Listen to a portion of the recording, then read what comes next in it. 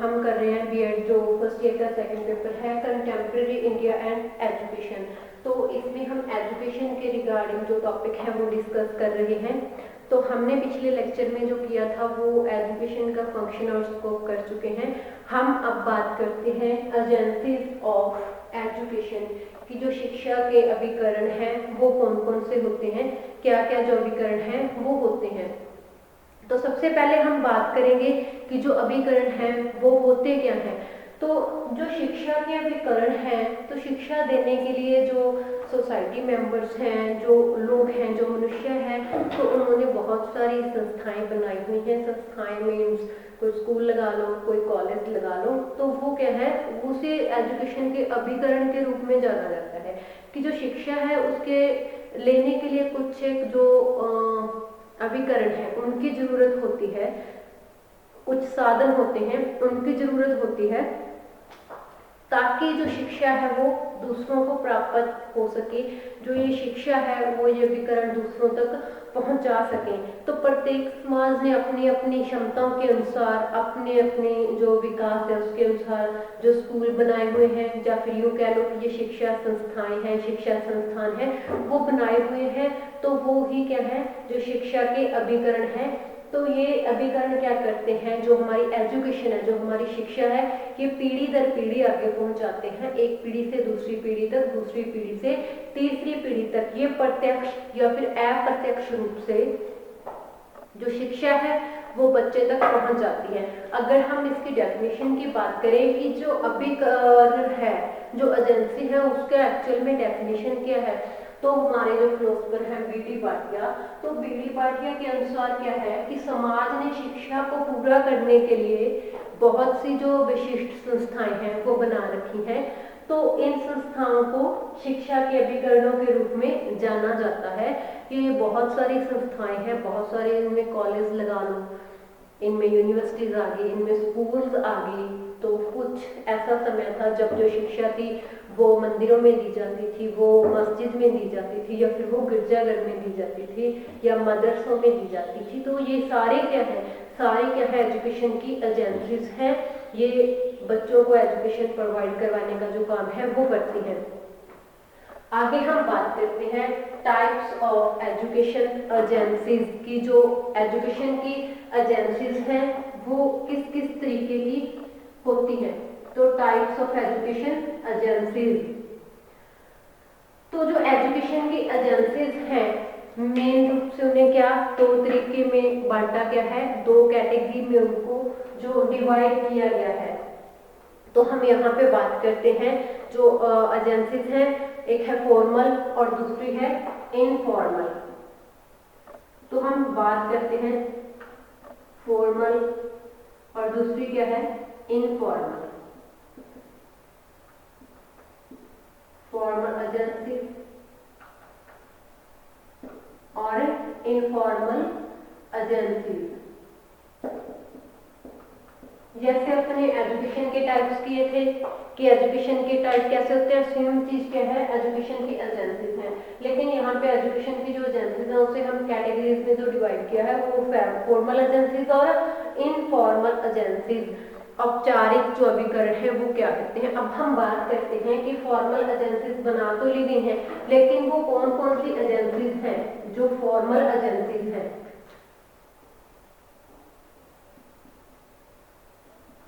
तो formal agencies में क्या होता है, एक फॉर्मल एजुकेशन दी जाती है बच्चे में।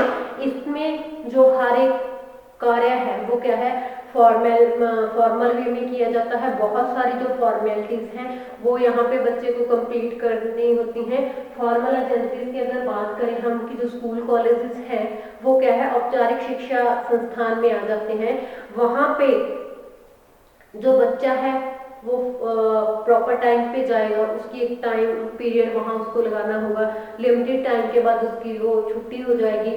तो वहाँ पे क्या होता है, जो हर चीज़ होती है वो प्री प्लानिंग होती है, पूरा जो पूर्व नियोजित तरीके से उस पर काम किया जाता है। बच्चे की एज के अकॉर्डिंग उसको क्लास प्रोवाइड की जाती है, फिर उस क्लास के अकॉर्डिंग उसको सिलेबस प्रोवाइड किया जाता है। तो उस सिलेबस को भी आगे यूनिट्स में डिवाइड करके बच्चे को जो टर्म्स में जो एजुकेशन प्रोवाइड की जाती है। तो इस तरीके से जो फॉर्मल एजेंसीज हैं तो उसमें जो हर काम होता है वो फॉर्मल वे से होता है। वहाँ पे बहुत सारे जो रूल्स एंड रेगुलेशन है वो फॉलो करने पड़ते हैं। वहाँ पे जो प्रत्येक कार्य और क्रिया है और जो लक्ष्य और उद्देश्यों को दृष्टिगत रखते हुए योजनाबद्ध तरीके से जो हर काम है वो किया जाता है कि कौन से बच्चे को कौन सी क्लास देनी है, क्या सिलेबस पढ़ाना है और उसको कितना सिलेबस जो करवाया जाना है। अगर हम बात करते हैं कि जो फॉर्मल एजेंसीज होती हैं वो कौन कौन सी होती हैं, तो हम बात करते हैं, कुछ इसके एग्जाम्पल करते हैं। फॉर्मल एजेंसी के हम एग्जाम्पल करते हैं कि फॉर्मल एजेंसी में कौन कौन से जो संस्थाएं हैं, जो शिक्षण संस्थान हैं वो कौन कौन से आ जाते हैं। इसमें हम बात करते हैं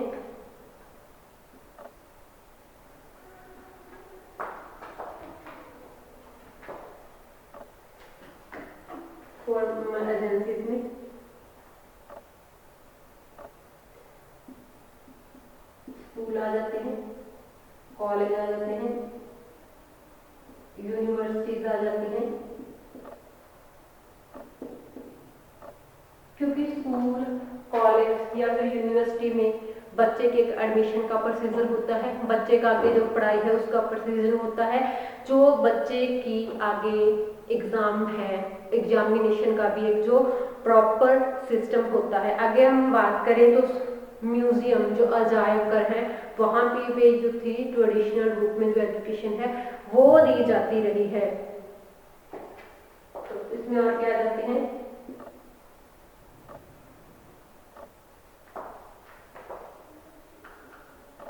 म्यूजियम आ जाते हैं इसमें, तो और इसमें चर्च आ जाते हैं और इसमें क्या है, आर्ट गैलरीज भी आ जाती हैं। अगर हम बात करें तो जो चर्च है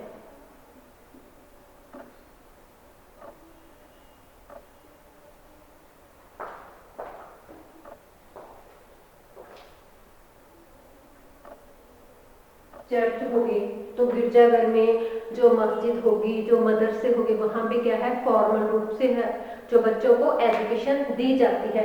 आगे हम बात करते हैं अनौपचारिक, मतलब इनफॉर्मल जो एजेंसी है उसकी बात करते हैं।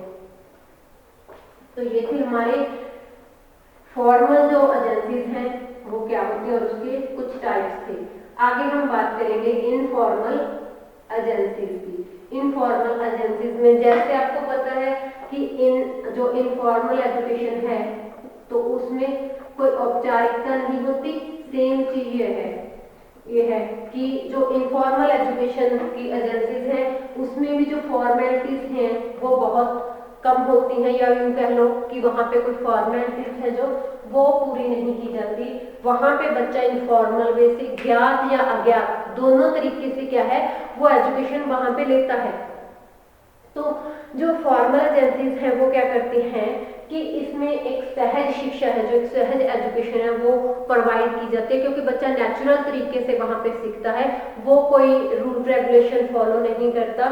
कई बार बच्चा सीख भी जाता है, उसको पता भी नहीं चलता कि वो वहाँ से शिक्षा ले रहा है। शिक्षा का जो अनौपचारिकरण है इसका अधिक कार्य क्या है, प्राकृतिक ढंग से होता है, नेचुरली बच्चे को एजुकेशन प्रोवाइड करवाई जाती है। जो हमारे एक बहुत ही फेमस फिलोसोफर रहे हैं जॉन डीवी, उन्होंने इसे आस्मिक, प्राकृतिक और जरूरी बताया है, क्योंकि जो एजुकेशन फॉर्मल एजुकेशन होती है वो किसी टाइम के बाद खत्म हो जाती है, मीन्स कहने का है कि वो कंप्लीट हो जाती है, लेकिन जो इनफॉर्मल एजुकेशन है वो कंप्लीट नहीं होती। तो जो इनफॉर्मल एजुकेशन की एजेंसीज हैं वो भी किसी पार्टिकुलर जगह पे नहीं बनाई जाती। अगर कुछ बच्चा घर से सीख रहा है तो जो घर है वो भी क्या है, एक एजेंसी है एजुकेशन की, जो इनफॉर्मल एजेंसी में आ जाती है। अगर बच्चा प्लेग्राउंड में जाकर सीखता है वो भी एजेंसी होगी इनफॉर्मल। अगर बच्चा सोसाइटी से सीख रहा है तो भी वो इनफॉर्मल जो सोसाइटी है। तो ये क्या है, नेचुरली बनी बनाई हमारी एजेंसीज हैं। तो इसके हम कुछ उदाहरण देखते हैं कि जो इसके कुछ एग्जाम्पल कौन कौन से हैं। सबसे पहले जो इसका एग्जाम्पल है वो क्या है, हम बात करते हैं फैमिली या फिर होम की, क्योंकि बच्चे का जो पहला स्कूल होता है वो उसका घर परिवार होता है। ठीक है। तो यहाँ पे बच्चा क्या करता है, पैदा होते ही यहाँ पे बच्चे को सीखने को मिलता है तो वो सीखना शुरू कर देता है। आगे हम बात करते हैं सोसाइटी की, कम्युनिटी की या फिर सोसाइटी की, क्योंकि सोसाइटी में, जिस सोसाइटी में पर्सन रहता है तो वहीं से वो चीजें क्या सीखता है। क्योंकि जन्म के साथ हम किसी बच्चे को अच्छा या बुरा नहीं कह सकते, सभी अच्छे होते हैं, लेकिन उसकी जो घर है, उसका जो माहौल है, उसका एनवायरनमेंट है, उसका उस पर असर होता है। दूसरा सोसाइटी में रहता है जिसमें, तो उस सोसाइटी का असर क्या है बच्चे की जिंदगी में जरूर आता है। तो बच्चे को जिस तरीके की एजुकेशन सोसाइटी से मिलेगी तो उसका बिहेवियर भी है उसमें उसी तरीके के चेंजेस आएंगे। आगे हम बात करते हैं पीयर ग्रुप की।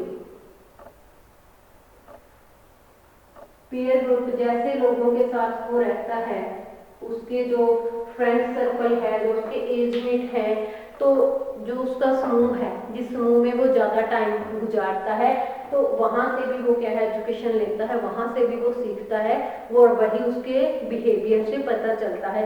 आगे हम बात करते हैं मास मीडिया की। तो सबसे बड़ा जो रोल है मास मीडिया का, बहुत ही ज़्यादा बड़ा रोल है किसी भी बच्चे के बिहेवियर को चेंज करने में।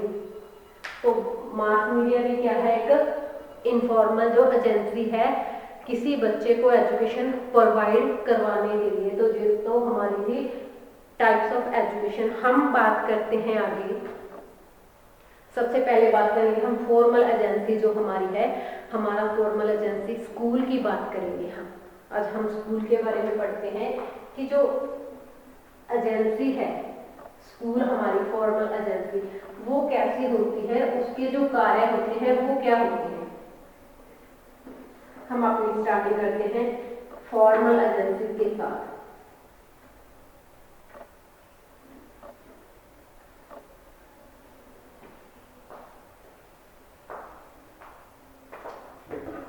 हम बात करेंगे स्कूल की।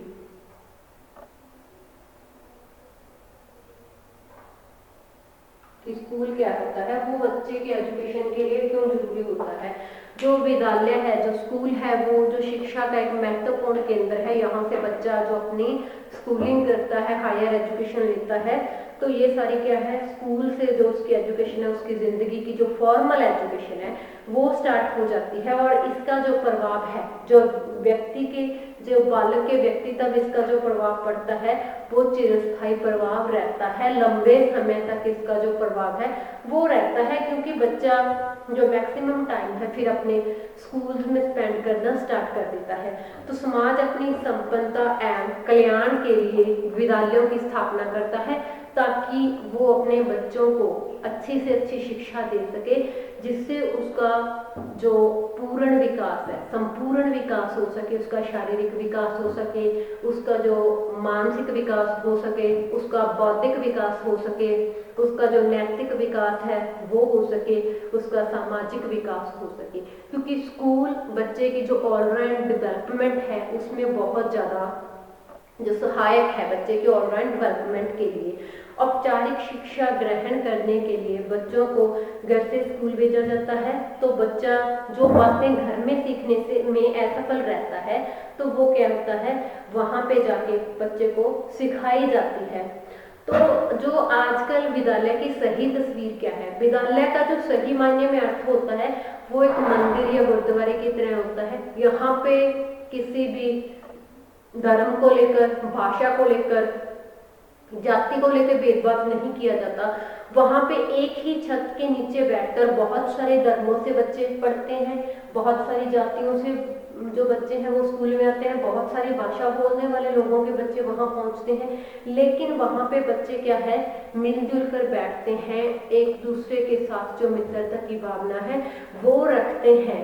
तो यहाँ जो टीचर हैं बच्चों के साथ जो बिहेवियर है उनका वो भी सारा बच्चों के साथ समान रहता है। वहाँ पे कोई अमीरी गरीबी की जो झलक है वो देखने को नहीं मिलती। तो हर बच्चे के लिए जो रूल एंड रेगुलेशन है स्कूल के लिए वो सारे क्या है समान होते हैं। लेकिन जो अभी कुछ ट्रेंड चला हुआ है पिछले कुछ सालों से, तो कुछ एक जो लोग हैं उन्होंने एजुकेशन को एक बिजनेस बना दिया है। तो ज़्यादा से ज़्यादा जो पैसा इकट्ठे करने की होड़ लगी हुई है है, तो जो विद्यालयों का व्यवहार है वो व्यावसायिक हो चुका है। तो वहाँ पे हर जो पर्सन है वो अपने बच्चे को स्टडी के लिए नहीं भेज सकता, वो इतना पैसा अफोर्ड नहीं कर सकता कि उसका बच्चा एक बहुत अच्छे स्कूल में पढ़ सके। तो जो अगर हम माने तो जो विद्यालय होते हैं वो क्या होते हैं, शिक्षा देने के लिए बने होते हैं, उनको व्यावसायिक जो ना बनने दिया जाए, तो उसका जो प्रयोग है वो जन सेवा की दृष्टि से किया जाए। तो जो हर एक बच्चा है उसको अच्छी शिक्षा लेने का हक है। तो ये हमारे संविधान में भी कहा गया है कि हर एक बच्चे को जो कंपलसरी एजुकेशन है, एटलीस्ट एलिमेंट्री एजुकेशन तक जो एजुकेशन है वो मिलनी चाहिए। तो इससे आगे यह भी आशा की जाती है कि जो विकास और प्रगति की सीमा है वो क्या है, वो घर से प्रारंभ होती है और वो स्कूल में जाकर तेज हो जाती है। इसलिए जो स्कूल्स हैं उसको विद्या का मंदिर ही रहने दिया जाए, ताकि हर बच्चे का जो विकास है वो अच्छे तरीके से हो सके, ताकि जो हर बच्चा है वो अच्छी से अच्छी एजुकेशन है वो ले सके। अगर हम बात करें, हमने बात कर ली कि स्कूल है वो एजुकेशन देने के लिए बना है, लेकिन जो स्कूल शब्द है वो कहाँ से निकल कर आया है? जो स्कूल शब्द है वो ग्रीक लैंग्वेज है, जो हमारी ग्रीक भाषा की जो स्कूल शब्द की उत्पत्ति हुई है वो कहाँ से हुई है? जो ग्रीक भाषा का शब्द है।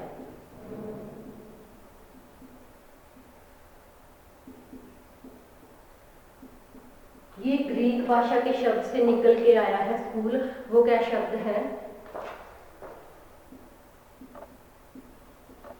स्कूल जो शब्द है उससे जो हमारा स्कूल शब्द का जन्म हुआ है। और इस स्कूल शब्द का जो अर्थ होता है, ग्रीक भाषा में इसका अर्थ होता है प्रकाश। जो स्कूल शब्द का अर्थ है इसका अर्थ होता है प्रकाश। ठीक है, तो जो स्कूल है हमारा, स्कूल का क्या अर्थ है कि ऐसा अभिकरण है जो एक ऐसी संस्था है जो दूसरों की जिंदगी में प्रकाश लाती है, दूसरों की जिंदगी को जो प्रकाशित करती है। तो इसलिए कहा जाता है कि जो स्कूल है उसको विद्या का मंदिर ही रहने दिया जाना चाहिए, उसको व्यावसायिक नहीं बनाना चाहिए। तो जो कुछ हमारे एक्सपर्ट हैं वो क्या कहते हैं स्कूल के बारे में, हम बात करते हैं सबसे पहले जॉन डीवी की। अकॉर्डिंग टू डीवी, अकॉर्डिंग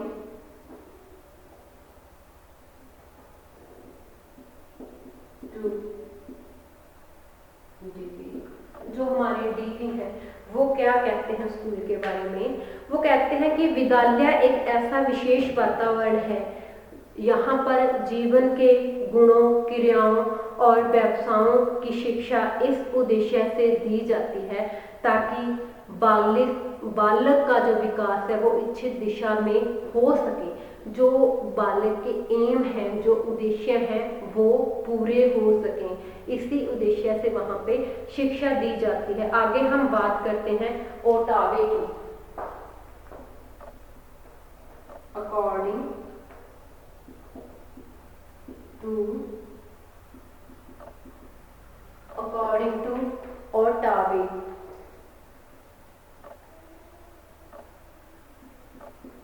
कि जो ओटावे है वो क्या कहते हैं एजुकेशन के बारे में?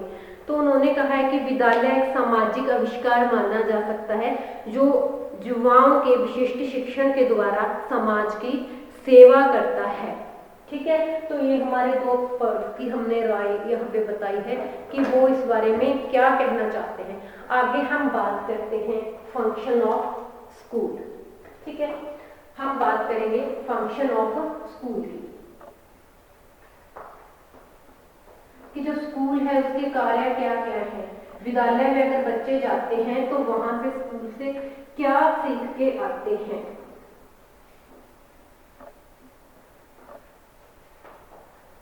हम बात करेंगे फंक्शंस ऑफ स्कूल।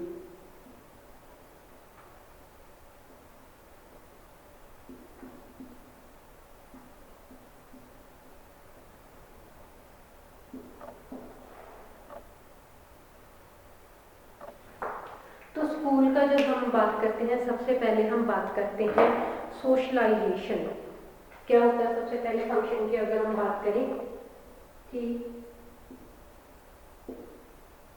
सोशलाइजेशन की जो विद्यालय है वो सामाजिकरण में बहुत महत्वपूर्ण जो भूमिका है वो निभाता है। विद्यालय जो सामाजिक जीवन का एक आदरणीय संक्षिप्त रूप है। आपको पता है कि जो ह्यूमन बीइंग है वो क्या है, एक सोशल एनिमल है, वो समाज में रहता है। उसका जो सामाजिक सर्कल है, उसका जो सोशल सर्कल है, उसमें वो दूसरे लोगों से मिलता जुलता रहता है। उसका जो व्यवहार है वो एजुकेशन पे बहुत ज़्यादा डिपेंड करता है कि जो बच्चे का व्यवहार है वो कैसा है। विद्यालय बच्चे का जो अत्यधिक सामाजिकरण करता है। विभिन्न परिवारों से जो बच्चे आते हैं वो चाहे किसी भी भाषा बोलने से संबंध रखते हो, किसी भी धर्म से या जाति से संबंध रखते हो, वो सारे के सारे क्या होता है, एक ही छत के नीचे बैठते हैं, वो साथ साथ बैठते हैं। तो वहां पे क्या है, बच्चे का सामाजिकीकरण होता है। तो वो बच्चा दूसरे बच्चों से मिलता है, उसके साथ उसके जो व्यवहार है वो होता है। तो बच्चे साथ साथ पढ़ाई करते हैं, साथ साथ क्या है वो खेल के मैदान में खेलते भी हैं। तो उनके बीच में क्या है, एक मित्रता का जो भाव है, एक जो भाईचारे की भावना है वो क्या है, वो पैदा हो जाती है। छोटे बच्चे होते हैं वो अपने बड़ों से भी बहुत कुछ सीखते हैं। ये नहीं है कि वो सिर्फ ये चीजें स्कूल जाकर ही सीखते हैं। जैसा वो घर में बिहेव करता देखेंगे अपने पेरेंट्स को, दूसरे लोगों के साथ सोसाइटी में, तो वो क्या है, उनका जो सोशलाइजेशन है वो भी उसी तरीके का होगा।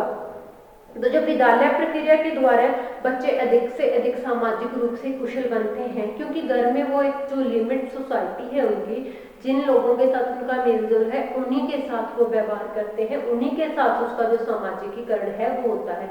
लेकिन जो स्कूल में जाता है तो बच्चे और गांवों से आते हैं, किसी और समुदाय से आते हैं, तो वो क्या है, वहां पे उसका जो मैक्सिमम सामाजिकीकरण है, जो मैक्सिमम सोशलाइजेशन है वो क्या होता है, वहां बच्चे का स्कूल में होता है। आगे हम बात करते हैं टीचिंग की। सेकंड क्या है, टीचिंग।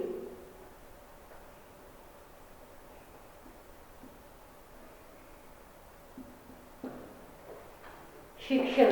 तो क्या है कि जो विद्यालय है वो बच्चे को शिक्षा प्रदान करते हैं। ये तो आपको पता ही है कि बच्चा स्कूल जाता है किस लिए है, वो वहां पे शिक्षा लेने के लिए ही जाता है। तो जैसी शिक्षा बच्चे को मिलेगी तो बच्चे का जो बिहेवियर है वैसा ही होता जाएगा। तो विद्यार्थी में बहुत सारी जो अच्छी बातें हैं वो सीखने में समर्थ हो जाते हैं वहां पे जाके, क्योंकि आपने एक बात नोट की होगी कि बच्चा टीचर का कहना बहुत ज्यादा मानता है, इसलिए टीचर उसको जो भी बात सिखाने की कोशिश करते हैं तो वो बच्चा जल्दी सीखता है और वो क्या करता है, इंटरेस्ट से सीखता है। तो जो विद्यालय है, जो स्कूल है, उसमें बहुत सारे सब्जेक्ट्स भी, विषय वस्तु भी वहां पे पढ़ाए जाते हैं। तो टीचर भी जो अपना प्रभाव है, टीचर के व्यक्तित्व का जो प्रभाव है वो भी बच्चों पे आता है। कभी कभी जो ये प्रभाव है बच्चों के ऊपर चिरस्थायी रहता है, मतलब कि वो लंबे टाइम तक रहता है, जो कभी भी वहां से नहीं निकलता। आपने देखा होगा कि कई बार जो बच्चे होते हैं उनको कोई टीचर इतना ज्यादा अच्छा लगता है, मतलब उनका इतना फेवरेट हो जाता है कि वो उसी को अपना रोल मॉडल मानकर आगे बढ़ते हैं। तो विद्यालय बच्चों को शिक्षण प्रदान करता है, बच्चों को बहुत सारी जो आदतें हैं वो बच्चों को सिखाई जाती हैं स्कूल में। आगे हम बात करते हैं मॉडिफिकेशन ऑफ बिहेवियर।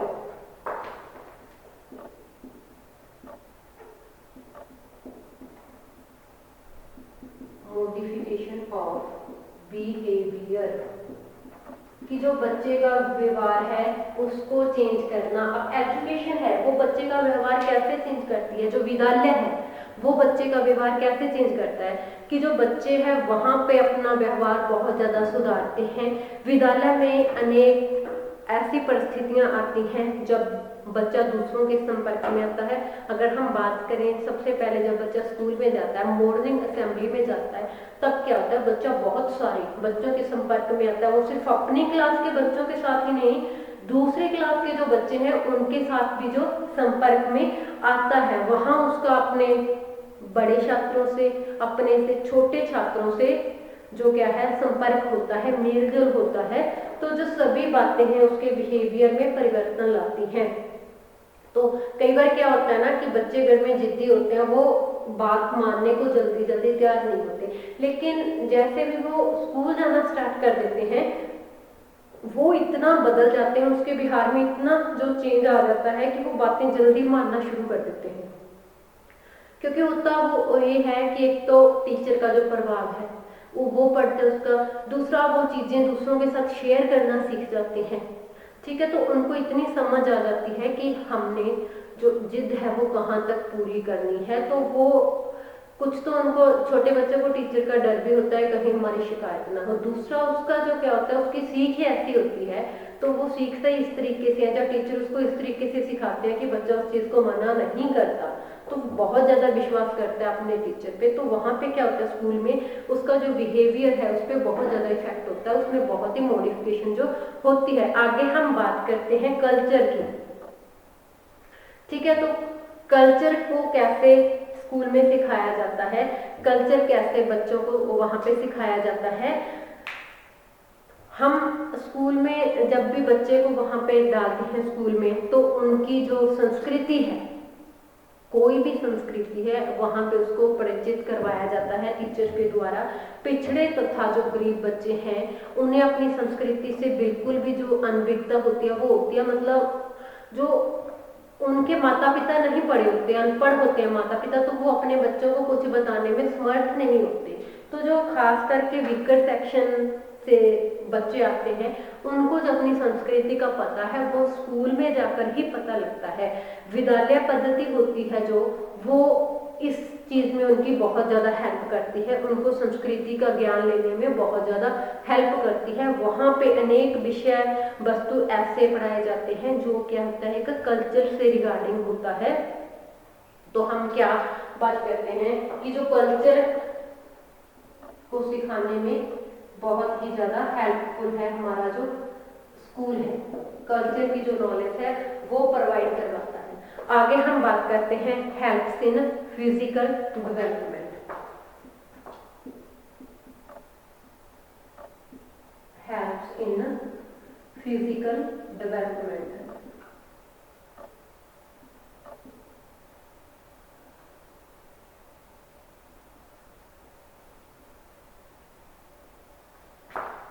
जो फिजिकल डेवलपमेंट है, जो शारीरिक विकास है, उसमें जो विद्यालय है वो बहुत ही ज्यादा सहायक है। अब फिजिकल डेवलपमेंट में विद्यालय किस प्रकार सहायक है?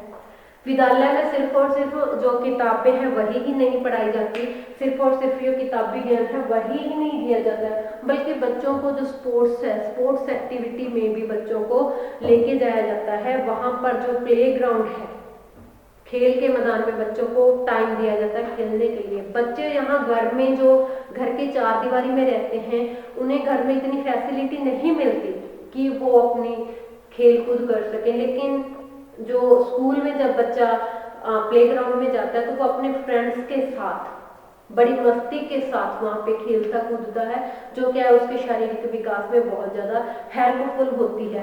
तो वो मेधांतर तथा जो खाली समय होते हैं वो अपने सहपाठियों के साथ जो समय का आनंद है वो उठाते हैं। तो वो हम कह सकते हैं कि जो स्कूल है वो क्या है फिजिकल डेवलपमेंट में बहुत ही ज्यादा सहायक है। आगे हम बात करते हैं कि